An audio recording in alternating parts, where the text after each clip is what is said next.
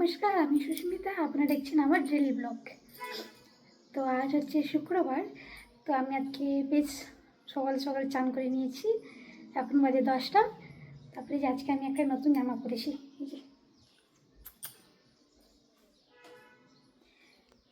ভাবলাম জামাগুলো তো পরেই আছে, চলো পরে নিই একটা একটা করে, নয়তো বর বলেছে না পরলে কিনে দেবে না। ওখানে একটা ট্রলি ভর্তি, এই যে ওখানেও ভর্তি। তো জামাগুলো যদি পরে ছোটো হয়ে যায়, তাই ভাবলাম যে ধীরে ধীরে করে পরেই নিই। এই যে আজকে পুরো সাদা সাদা পরেছি, ওপরেরটাও সাদা নিচেটাও সাদা। এটা একটা শর্ট কুর্তি টাইপের আর নিচেরটা লেগিংস। এবার সকালে রুটি করেছিলাম, তো রুটি খেয়েছি, এখন আর খিদে পাচ্ছি না। তাই ভাবছি একটু দেরি করে রান্না করবো। 11টা 11:30 দিয়ে রান্না করব। 2টা হবে তো, আজকে একটা দুপুরেরও রান্না করে রেখে দেবো ভাবছি। তাই 1টা বেজে যাবে রান্না করতে করতে, তখন খাবো, তখন হয়তো একটু খিদে পাবে। এখন তো 2টো রুটি খেয়েছি, মানে আর খিদে পাচ্ছে না আমাকে। তো চলো চটপট করে রান্নাটা করে নিই, আবার দেখা হচ্ছে পরে। টান টান করে বেরিয়ে বলছি হাজব্যান্ডের জন্য গিফট কিনতে। আমাদের গিফট দোকান, এখানে অনেক কিছু আছে। আর আমার ওই যে ট্যাডি আর উপরে একটা গোলাপ, ওইটা ভীষণ পছন্দ হয়েছে। আমি বলবো হাজব্যান্ডকে কিনে দেওয়ার জন্য। আমি দুপুরে কী কী রান্না করেছি চলুন আপনাদেরকে দেখাই।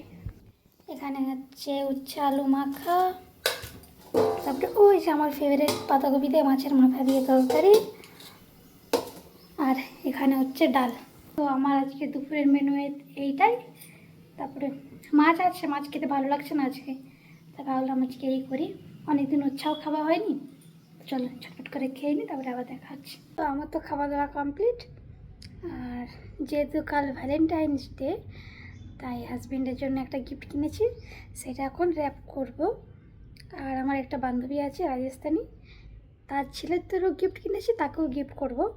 তো এখন আমি খাওয়া দাওয়ার পর বসেছি।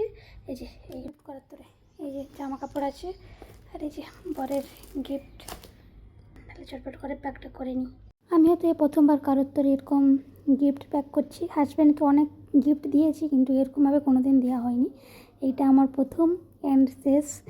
খুবই মজা লাগছে এরকম প্যাকিং করে, খুবই আনন্দ হচ্ছে যে এরকম প্যাক করে দেবো কাউকে, কোনো দিন ভাবতে পারিনি। তারপরে যে বিকেলবেলাতে নখ পালিশ ছিল, তো মানে আধা এরকম ছিল।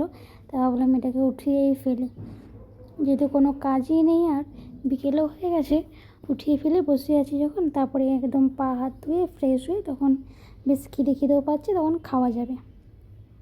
এখন তো গরম পড়ে গেছে। এখন ওয়েস্ট বেঙ্গলে এখন ভালোই ঠান্ডা আছে, কিন্তু গুজরাটে এখনও গরম পড়ে গেছে। তাই মনে হচ্ছে না দিনটা বড় হয়ে গেছে, রাতটা ছোট হয়ে গেছে, তাই আর দিন কাটতে চাইছে না। পায়ের গোড়ায় উঠে নিয়েছি, পায়ে যেন আমার নখ নেই, এইটুকুটুকু নখ, আমার কড়িয়াগুলোর নখটা তো দেখাই যায় না। যাই হোক, আমার মতন ছোটো পা যেন আর কারোক না হোক। দোকানে জুতো পাবে না, আমার দোকানে জুতো পাই না, আমি অনলাইন থেকে নিতে হয়। যখন শুনি দোকানে গিয়ে বলি যে আমার 4 নম্বর লাগে, লোক তখন হাসতে স্টার্ট করে দেয় যে 4 নম্বর তো একটা বাচ্চার পা। তো কী করবো বলুন, আমার যদি এরকম হয়, আমার নিজেকে লজ্জা লাগে। যাই হোক, আমার এই যে পরিষ্কার হয়ে গেছে। সবাই ভালো থাকবেন, সুস্থ থাকবেন। আমার ভিডিও যদি ভালো লাগে একটু লাইক করে দেবেন।